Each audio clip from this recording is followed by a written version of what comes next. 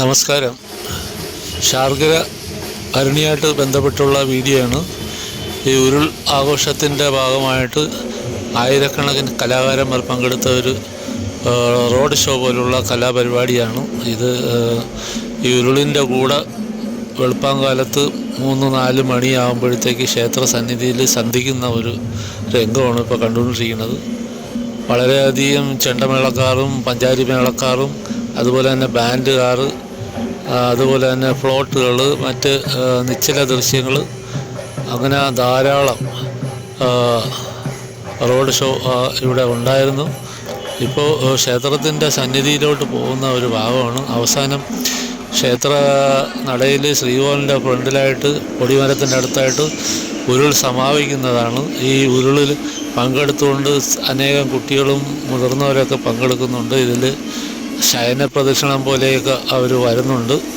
ഏതാണ്ട് ഉരുൾ വഴിപാടെന്ന് പറയുമ്പോൾ ശയന പ്രദക്ഷിണം പോലെ തന്നെയാണ്. ശയന പ്രദക്ഷിണം എന്ന് പറയുമ്പോൾ ക്ഷേത്രത്തിൻ്റെ 4 ചുറ്റാകം കറങ്ങി ഉരുണ്ടു പോകുന്നതാണ്.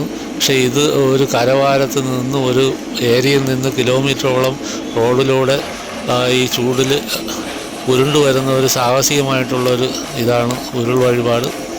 ഇത് കഴിഞ്ഞ 10 ദിവസമായിട്ടുള്ള ഉത്സവത്തിൻ്റെ സമാപന ദിവസമാണ്. ശ്രീ ശാർക്കര ഭഗവതിക്ക് വളരെ ഇഷ്ടപ്പെട്ട ഒരു നേർച്ചയാണ് ഉരുൾ വഴിപാട്. അതിനെ തുടർന്ന് രാവിലെ 8:30 മണിക്ക് തന്നെ ഗരുഡൻ തൂക്കവും ഉണ്ടായിരിക്കുന്നതാണ്. അപ്പോൾ അത്തരത്തിലുള്ള ഒരു തൂക്കത്തിൻ്റെയും മറ്റ് പരിപാടികളൊക്കെ ഉള്ള വീഡിയോകളാണ് ഇപ്പോൾ വന്നുകൊണ്ടിരിക്കുന്നത്. ഇപ്പോൾ ക്ഷേത്ര സന്നിധിയിൽ തന്നെ ഇപ്പോൾ ധാരാളം കലാകാരന്മാർ പങ്കെടുക്കുന്ന ചെണ്ടമേളം നടന്നുകൊണ്ടിരിക്കുകയാണ്. കൂടാതെ മറ്റ് കലാപരിപാടികളും ഇതിൻ്റെ പിന്നാലെ വരുന്നുണ്ട്. റോഡ് ബ്ലോക്ക് കാരണം കുറച്ച് അധികം സമയം ലേറ്റായിട്ടാണ് ക്ഷേത്രത്തിൻ്റെ അകത്തോട്ട് വന്നത്.